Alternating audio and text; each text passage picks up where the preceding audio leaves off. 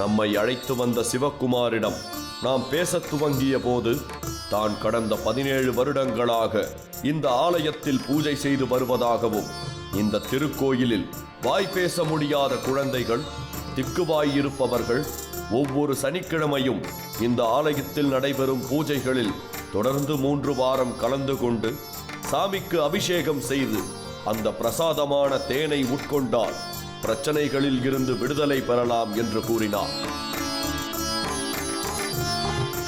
அந்த சமயம் பக்தர்களின் வருகை அதிகரிக்கவே பிறகு பேசுவதாக கூறி பெருமாளுக்கான அபிஷேகங்கள் மற்றும் பூஜைகளை துவங்கினார் சிவகுமார்.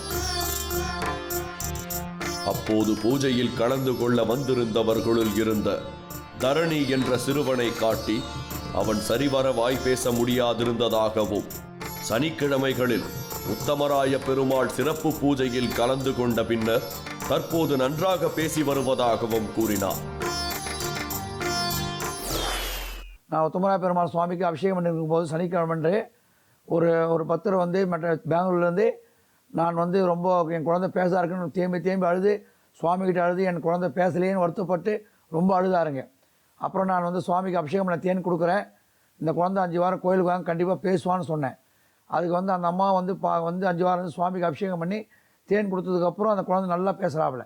ரொம்ப தேம்பி அழுது ரொம்ப கஷ்டப்படும் போது அந்த பெருமாள் ரொம்ப சத்ரூபமாக ஐக்கியமாக காப்பாற்றினார். இந்த கோயில் வந்து பெருமாள் வந்து ரொம்ப சக்தி அதிகம், சுயரூபமாக அந்த பெருமாள். எவ்வளோ குழந்தைகள், எவ்வளோ பெரியவங்க, எவ்வளோ குழந்தைகள், அத்தனை பேர் குழந்தைகள் பேசியிருக்காங்க. இதனைத் தொடர்ந்து அங்கு வந்திருந்த பக்தர்களுள் ஒருவரான தமிழ்மணி என்பவரிடம் நாம் பேசத் துவங்கிய போது இந்த கோயிலினை பற்றிய வரலாற்றை நமக்கு கூறத் துவங்கினார்.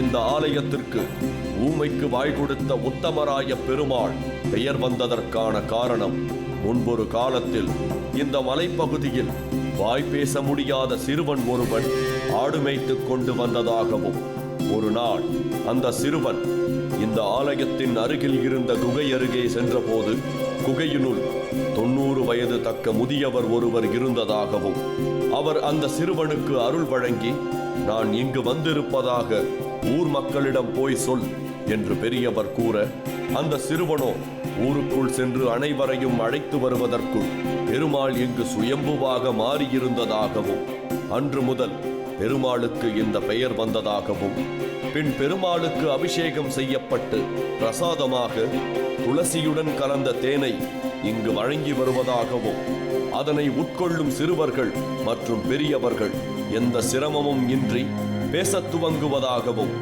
எனவே பாதிப்புடைய அனைவரும் இங்கு வந்து பூஜைகள் செய்து பிரசாதம் பெற்று செல்வதாகவும் கூறுகின்றார்.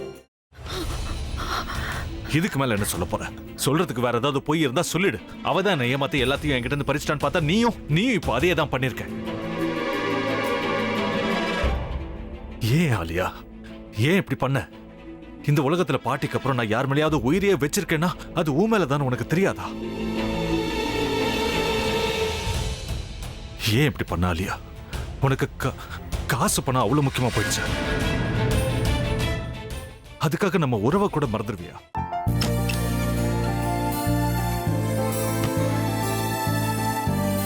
சக்தி ஒரு நிமிஷம்.